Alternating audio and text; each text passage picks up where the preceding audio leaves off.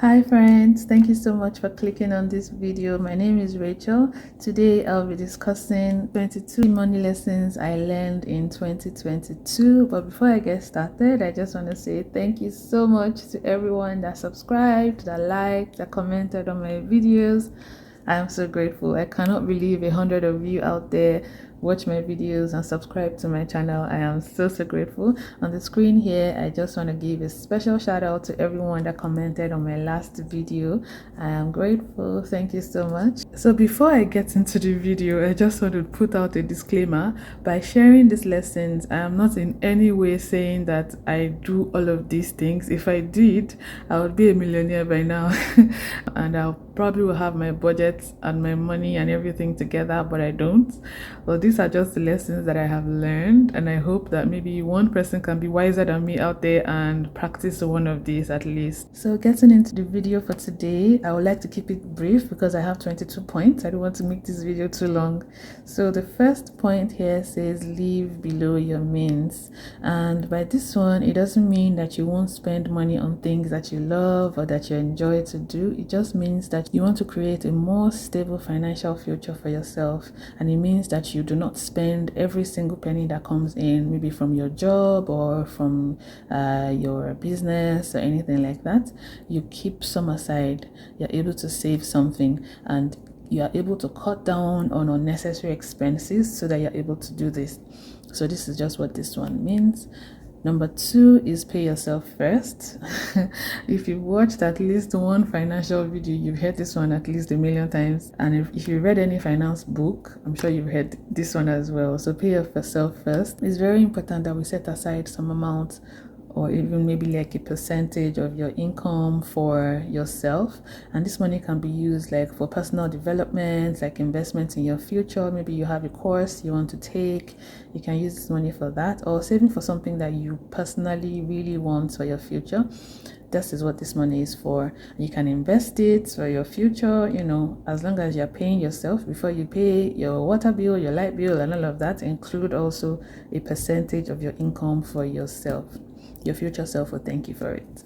Number 3 says how to budget your money. Definitely, I learned this one on YouTube. A lot of YouTube videos talk about how to budget, the different methods to budget, particularly the zero-based budget, which is the one I use, where your total income equals your total expenses, and at the end of the day, you have a zero balance.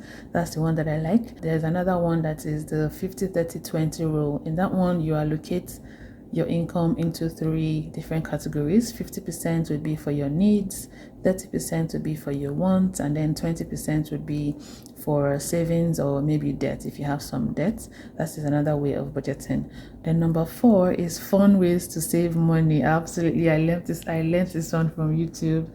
There are different saving challenges where you'd maybe shade off different elements on a paper, or maybe you scratch off something. Maybe they would have some different numbers written that would add up to a certain amount, and then they'll cover it with something that you can scratch off. So you take a coin or something and scratch off that part of the page or whatever. I hope I'm explaining it right. And then it will reveal how much you're supposed to save. So that is one fun way to save. Some people save like however many miles that they're able to run on a treadmill. Some people use dice, some people use cards.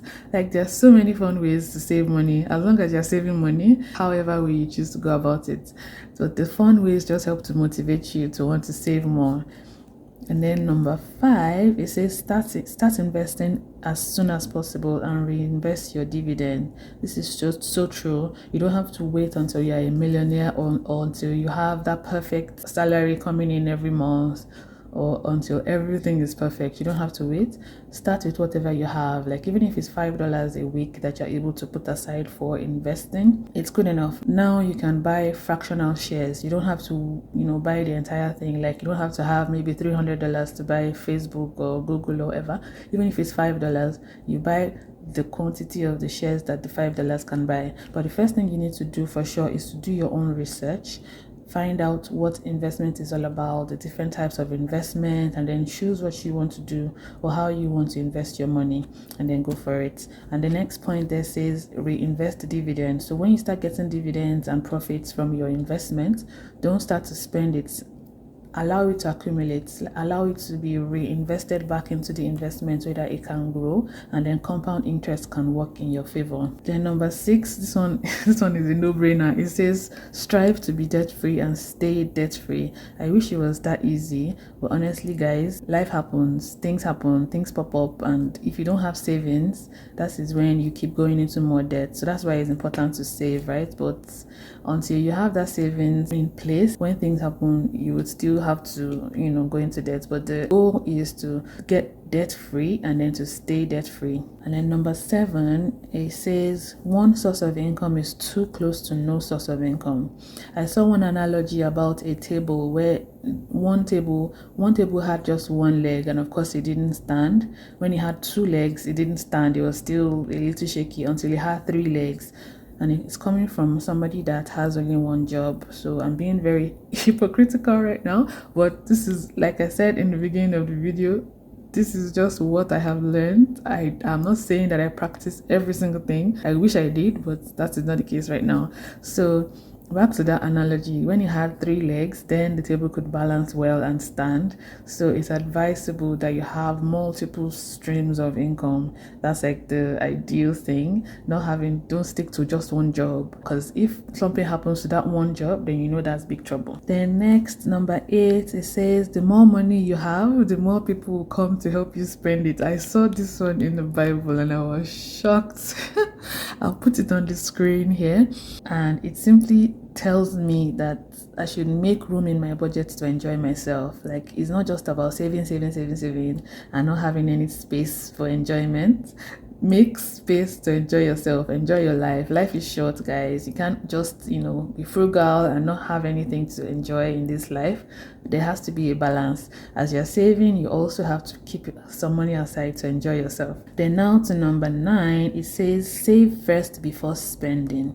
And this is so true, because if you spend first before saving, then most times there won't be anything left over to save.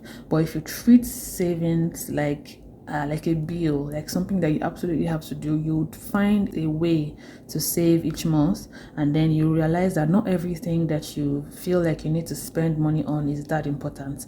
So if you prioritize saving, then you would always have some money to spend. You might not have money to spend on everything that you want, but at least your needs will be met. There are 4 main things that people save for.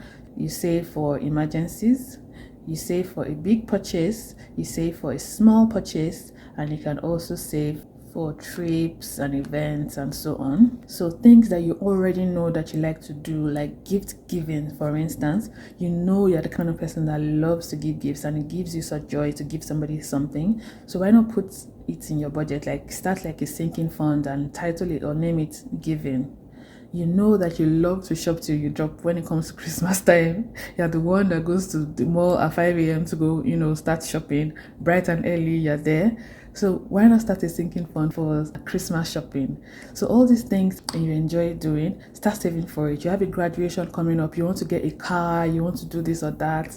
It's a good idea to start saving, so that once you are able to save up that money and do that thing, it's so much more rewarding than having to go into debt to fund something. Next is diversify your investment. I'll also be going with the Bible with this one. There's a book in the Bible called, I'll put it on the screen because I can't pronounce it. Ecclesiastes. Oh goodness, I can't pronounce it. I'm sorry guys, but you can see it on the screen. It's called this, and it's chapter 11 verse 1 to 2. This just tells me that you shouldn't put all your eggs in one basket. Diversify your portfolio. Put your money, across different asset classes, different types of investments. You can invest in stocks and real estate. Oh goodness, I thought of crypto now, and my heart just skipped a bit because I invested in crypto. Although, I don't know if it's still going to do well, but my 1,000 has become $250, but I don't want to talk about it. Anyway, as I was saying, you can invest in stocks, in bonds, in real estate, GICs, different options out there for you. If you feel like you don't even have money to invest in real estate, there are stocks called real estate investment trusts, where huge corporations, they buy like big buildings such as shopping malls, like apartment complexes, and they let it out to people and get proceeds from that. So you can invest in such funds, and that way, anytime they get profit, they pay you a certain percentage of it, and they pay monthly. Usually REITs usually pay monthly. Don't take my word for it, please. I'm not a financial advisor by any means. Do your research and find out about REITs. They are good. Next, it says start from where you are with what you have and grow from there. So don't expect that everything will be perfect before I start. Oh, I want to invest in something now. I want $1 million first. I want to start a business. I want everything to be perfect. I want to start a YouTube channel. Everything has to be perfect. I have to have all the fancy gadgets before I start. No, start with whatever you have and then you grow from there. Many great things that you see out there, many great companies, many great channels, many great businesses, they didn't start out great, they grew. So every time you improve yourself just a little bit better, you go a little bit further, you do something a little bit, a little step in the right direction will definitely lead you to your destination at the end of the day. So start where you are with whatever you have. So next, number 12 here, save up an emergency fund. Oh, for sure, I already know a lot of us watching this channel know that this is very important. So ideally, you're advised to save 3 to 6 months of your living expenses, and preferably let it be in cash, maybe in a high yield savings account somewhere. And if you're single, you may be able to get away with, let's say, 3 months. But if you're married and you have a family, then 6 months would be at least the least that you should do. But start with maybe like $1,000 or $2,000 emergency fund if you have debt. Then focus on paying off the debt, and then you beef up your emergency fund after that. But it's very important that you have an emergency fund, guys. Things happen all the time. Your tire can develop a fault, your car might need repairs, your house, something might break, things happen every time. So if you have that cushion somewhere, when something happens, you don't put all the debt on your credit card again. You don't get into more debt. So because you have something saved up, it will be a good idea to save up 1 year of your living expenses, or some people can even save up 6 months of their entire paycheck, like 6 months of their monthly income. They save that up. So when you at least get $1,000 or $2,000 in your starter emergency fund, pay off your debt, beef up your emergency fund as high as you feel like you need it to be. Number 13 says, if it looks too good to be true, then it probably is. Because this one, oh gosh, I wish I listened to this advice a long time ago. There was one time that I put money into this Ponzi scheme. I don't know if any of you has heard of MMM. A lot of people around me were cashing out, they were putting their money in, and they were getting double for it. And of course I wanted to get in on the fund, so I put in some money and nothing came out. I was one of the unlucky ones that put in the money too late. And that's how Ponzi schemes work. They rob Peter to pay Paul, and at the end of the day, there will be nothing for Peter to take home. So I got scammed there, and that was because I was greedy, to be honest. Like, which business promises you 100% turnover in 2 weeks? Like, let's be realistic. What are they selling? What are they investing in? So it was just greed, and I got sucked in, unfortunately. Anyway, I've learned my lesson, I hope. If I have really learned my lesson, I don't know if I would invest in crypto. But let's see, crypto might still maybe blow up, and that my $1,000 might turn to $1 million. We never can tell. Let's wait and see. So the next one here says, number 14, don't buy anything just because it's on sale, guys. Like, unless they say 100% off, please, there's no need for it. Unless it's really needed. If it's not, it's something that you need, and there's no need to buy it. I remember one time a couple of years ago, I walked into this very popular store. I don't want to name any names because I don't want to get into trouble.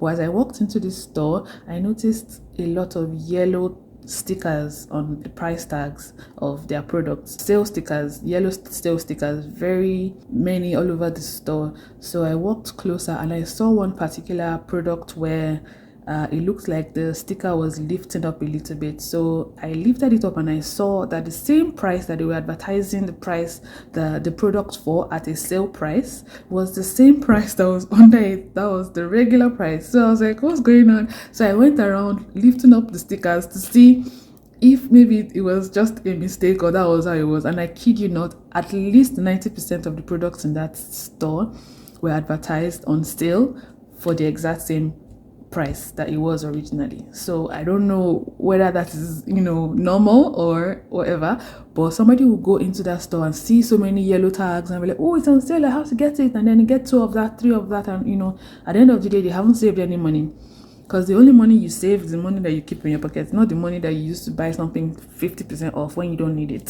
So number 15 here says money can buy you freedom. Isn't that the truth, guys? Like, how many of you would still be working the jobs that you're working right now if you had like a lot of money? Like, if you had money saved up, like substantial amount saved up, would you still be working at your job right now? The job that you have right now, would you still stay at that job? Me, for one, it would be a no, because I honestly do not like what I'm doing right now. I'm grateful. I'm very grateful that I'm employed, and I'm happy about that. But if I had a lot of money, I would definitely quit and do something else. Money gives you freedom. Like, you can choose to go with a job that pays less but gives you that gratification, that feeling of accomplishment, than a job that gives you so much money and then just drains you emotionally every day. Money would give you the freedom to say, oh, I'll take 1 year off my job and then I'll go for personal training, for self-development, to travel and all of that. I have a friend, I'm sure he watches my videos. He took 2 years off work and then he went to do his master's. During that time, he was able to pay his rent every month, pay all his bills very comfortably. And this is because he had a huge savings. If you don't have savings, no matter what happens, you want to be at a job. You would manage whatever it is. You just suck it up. Just go to the job and do it, just because you have nothing to fall back on.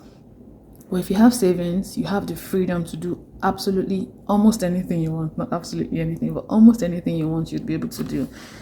Number 16 says, how much you make is not as important as how much you keep. What is your savings rate, guys? Think about that for a second. Like, what percentage of your income goes to savings every month? $1 million salary is useless if you spend $999,000 of it every month, compared to somebody that earns $3,000 a month and is able to save $1,500. Compared to, ideally, you're supposed to save like a fixed percentage of your income each month, regardless. But of course, we understand that life happens. But do your best to keep at the back of your mind that every month you want to save this amount, and then once you're able to hit that goal, you can stretch it up a little bit and then save even more.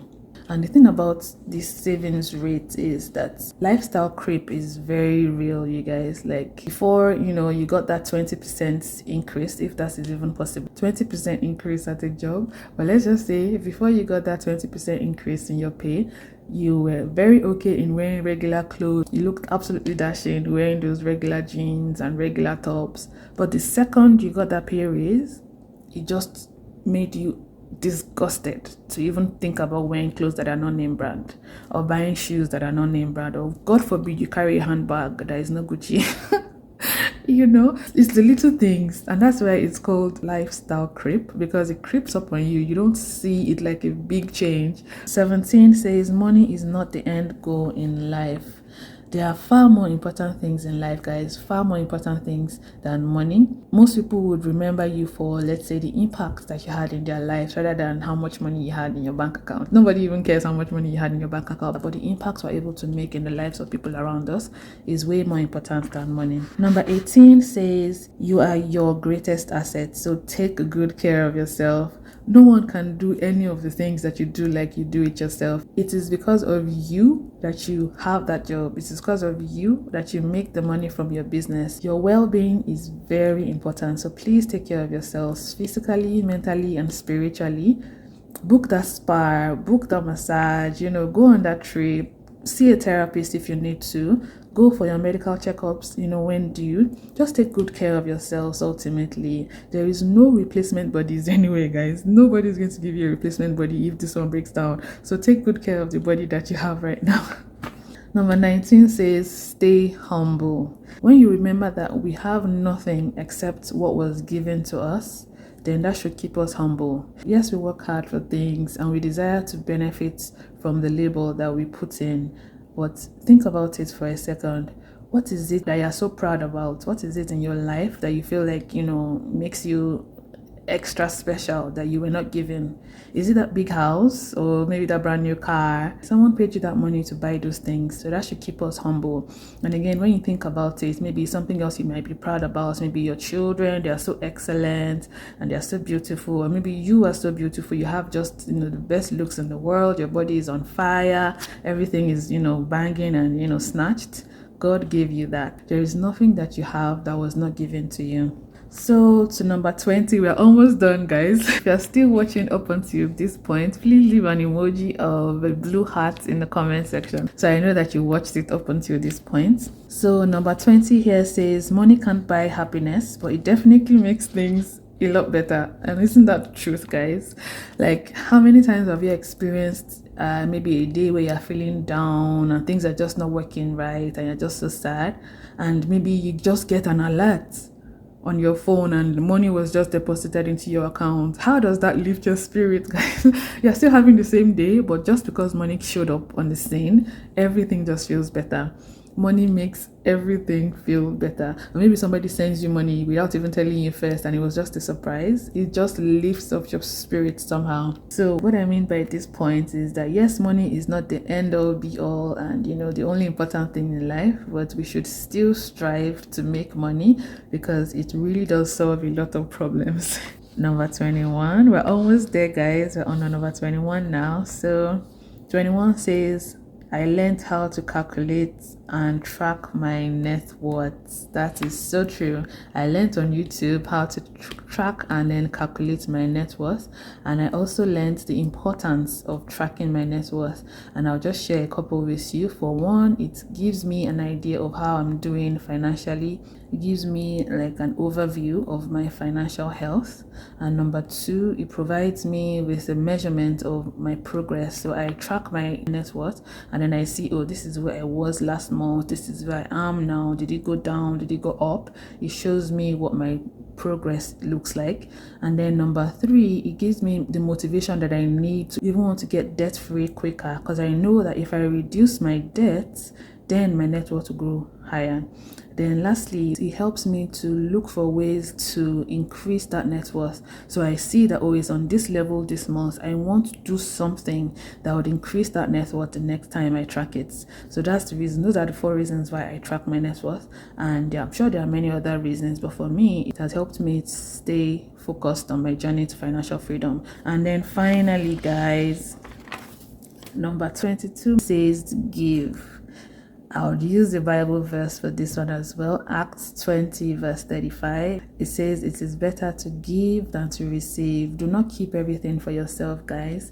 There are people around you that are not doing as good as you are, that need more than you do. Share the little that you have. Yes, I know things are hard for a lot of people, and even people that are seemingly okay, like the middle class in quotes, they're not doing so great because things are, inflation is catching up with everybody. But the little that you have, please share, please give. Your family members, some of them might need some help. Reach out. You might have some friends that need some help as well. Reach out, or even strangers. There are so many charities out there to give to, so many ways to give. So please do your best to give as much as you can. And that's it, guys. I hope you learned 1 or 2 things from today's video. And I'm sure you've heard many of these things before. So I hope I was able to remind you of at least 1 or 2 of them. And please let me know if there was anyone that you were able to relate with. Let me know by just putting the number of the lesson. Put the number of the lesson in the comments below and leave a blue emoji. I hope you enjoyed this video. Don't forget to subscribe, like, and comment. Thank you so much, and God bless. Have a great day. Bye.